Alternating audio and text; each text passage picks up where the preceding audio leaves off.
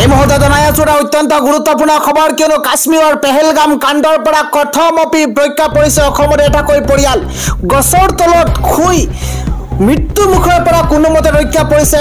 কাশ্মীৰৰ পেহেলগাম কাণ্ডৰ পৰা অসমৰ এটা পৰিয়াল গছৰ তলত শুই প্ৰাণ ৰক্ষা পৰিছে এই মুহূৰ্তত এটা বিগ নিউজ জনোৱাৰ চেষ্টা কৰিছো গছৰ তলত শুই প্ৰাণ ৰক্ষা পৰিছে পৰিয়ালটো পেহেলগাম কাণ্ডৰ পৰা কথমপি ৰক্ষা পৰিছে অসমৰ পৰিয়াল এই মুহূৰ্তে ডাঙৰ খবৰ জনোৱাৰ চেষ্টা কৰিছো সন্ত্ৰাসবাদীৰ আক্ৰমণত 28 গৰাকীকৈ লোকৰ মৃত্যু হৈছিল তাৰ মাজতে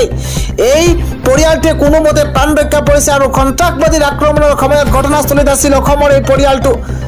এই মুহূৰ্তে ডাঙৰ খবৰ গছৰ তলত শুই প্ৰাণ ৰক্ষা কৰিছিল পৰিয়ালটোৱে অসম বিশ্ববিদ্যালয়ৰ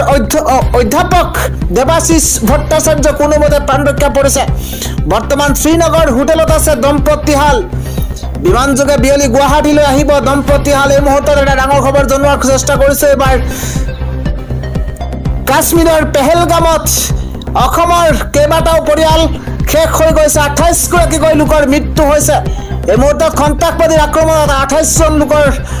প্ৰাণ হেৰুৱাইছে আৰু তাৰ মাজতে এটাকৈ পৰিয়াল কথমপি প্ৰাণ ৰক্ষা পৰিছে সেই খবৰ আপোনালোকক জনোৱাৰ চেষ্টা কৰিছো আৰু এই মুহূৰ্তত